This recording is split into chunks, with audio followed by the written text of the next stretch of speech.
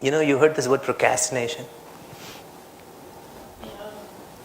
Some people procrastinate for everything. Okay, I think you need to take a stick and get them to do things.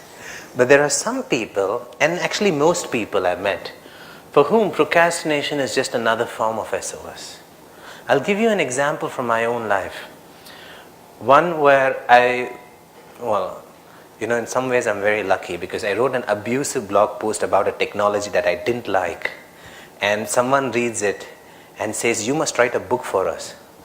And it happened to be the second largest publishing company for technology books. So I had this contract with Pat Publications to write a book on, not abusive, like just complaining post, So one of my client wanted me to work on this technology called Modex, and my promise was, if you have a technology problem and you're stuck and your experts can't solve it, I'll solve it for you. So one of my client was using this unheard of framework called Modex, and he wanted me to work on it. And there was no book on it, there was no documentation, and I didn't like the architecture. So as a goodwill for other clients to not pick up that framework, I wrote a blog post highlighting all the security flaws in it and highlighting all the ridiculous design patterns used. And then somebody read that and said, "Oh, you write very well, you must write a book on Modex." Can you see the irony of it?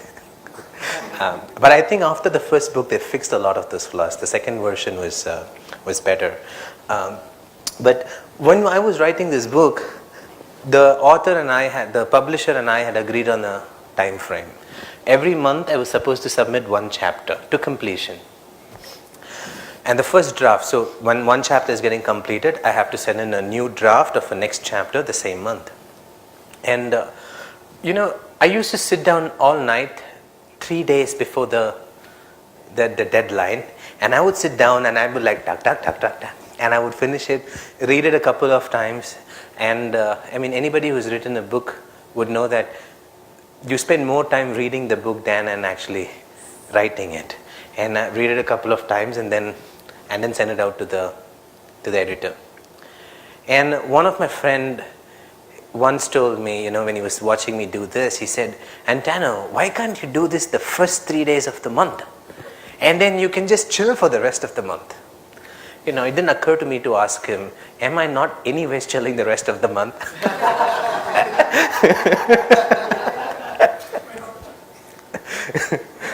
But I took him seriously and I said, okay, self-discipline, now I have to do this in the beginning of every month.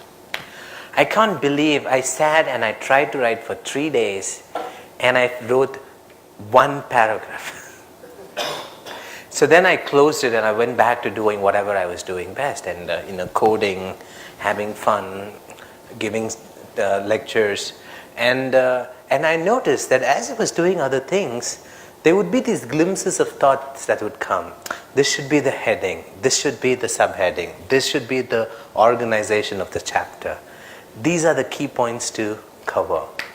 That's when I realized I may have sat down in front of the computer only for 3 days, but I took an entire month to prepare for those 3 days. And I can't tell you how my body reacted when I tried to sit down and write.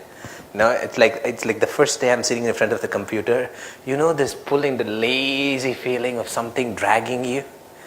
And I'll go in front of the computer and feel like, not now. And I'll be like, no, first 3 days, discipline. That's when I realized that, when, not for others, but for me, when I don't feel like doing something, it's not procrastination, it's an SOS. That perhaps it may not be fruitful at that time, or perhaps you're not yet prepared to do that. And I think it's a very important thing to distinguish between really procrastinating and an SOS.